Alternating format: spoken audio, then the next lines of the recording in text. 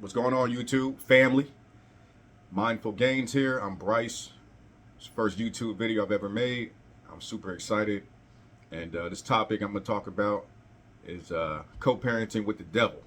All right. So y'all probably seen it in the headline. And what I really mean by that is not necessarily co-parenting with the devil himself or herself. But what I mean is like if you have kids and sometimes you could be dealing with like high stress, high conflict type of situations with your ex or whatnot, the obstacles and the hurdles that are thrown at us, that's kind of what I mean by the devil and how we deal with that type of stuff. So like, for example, if you co-parenting with somebody and just the energy is off and y'all don't really get along, y'all don't like each other, it seems like always something is coming down the pike, something is always testing you, something that always be pissing you off, angering you, making you sad, whatever it may be. That's what I mean by co-parenting with the devil. Co-parenting with unforeseeable problems and just things that seem to make raising your kids and enjoying your parenting time just difficult and harder and on an emotional level. So that's what this video is about. It's about how to kind of combat that and counteract that type of stuff, because it's not easy. You know what I mean? It can be hella stressful, and I've dealt with it. Honestly, I'm going through that type of stuff myself. That's why I made this video, just to kind of use this as an outlet and to share some of the positive practices that I implement in my life to be able to deal with that type of stuff. All right, so first and foremost, what I've realized is just learning to not take things personally, meaning I have to remove my ego out of a lot of these situations, which is not easy at all. I've had to learn how to do that, and I'll probably post another video about that and how I do that. So just taking your ego out of everything you do, is very important, and it can be very helpful. And I'm not going to get all into what exactly ego is. Just a quick little synopsis of it is pretty much the idea that we have of ourselves that we've developed over time. All right. So when you learn how to remove that from any equation, any situation, it can be very beneficial. And especially when you co-parenting, because when you're co-parenting and the other person may do something, it's going to always feel like they're doing it to you. Like, why are you doing this shit to me? Why are you making this so hard for me? I'm just trying to raise my kids, et cetera, et cetera. So when your ego is really involved, it's always going to feel like it's a direct shot at you. And that's just what it is. And once you can learn how to detach from that, you'll be in a better space, So ego can really mess us up when we lean into it too much. And I read this book, The 4 Agreements, which was very helpful. Just learning how to not take things personally. And it's a moment-to-moment practice. Just because you read the book don't mean you're just gonna not take things personally. You have to really be mindful and really be aware of yourself and your emotions and when you're getting triggered and stuff like that. Because your ex probably knows how to trigger the hell out of you.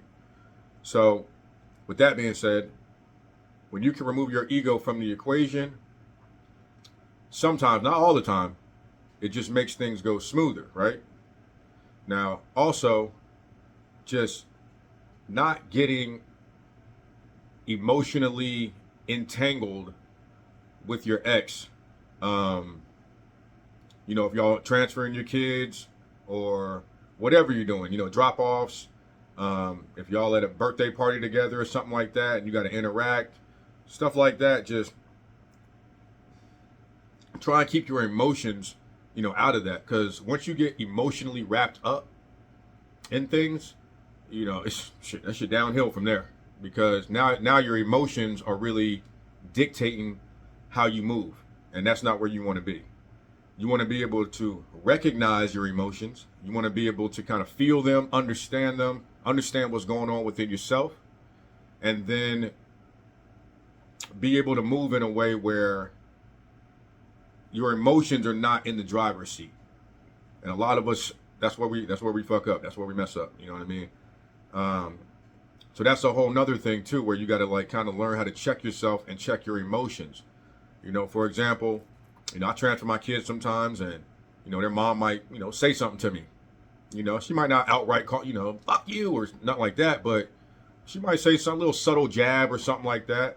And at times, in the past, I've definitely like felt like I had to say something back. I got to set the record straight and stuff like that. So that's ego.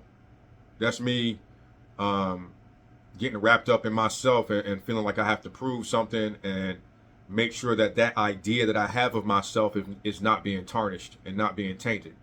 So once we can eliminate that, it's very helpful, and it's not easy to do, especially if you have an ex-partner who, like I said, knows how to push your buttons, knows how to get under your skin and stuff like that. So you just got to make sure that, you're keeping yourself in check.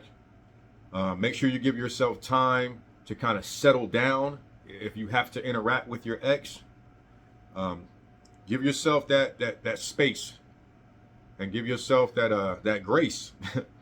that's a bar right there. But just to be able, so you're not going into situations already emotionally charged up.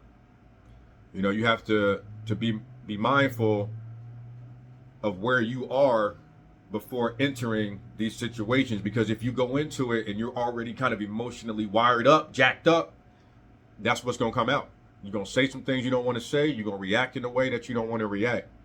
And learning how to not do that is important.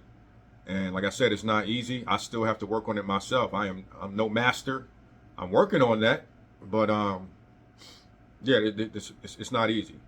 So I just wanted to kind of share a couple of things that are helpful to me, and hopefully it can be helpful to you.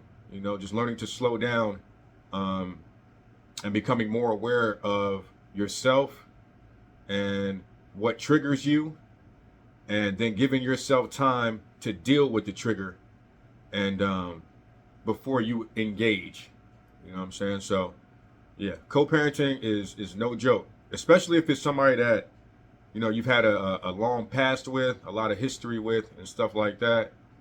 There could be a lot of unprocessed, unpackaged feelings and stuff like that are still lingering, and that can play into all of it. So just keep yourself in check, stay on your square, stay in your integrity, and because this shit is not for the faint at heart. All right, I'm out.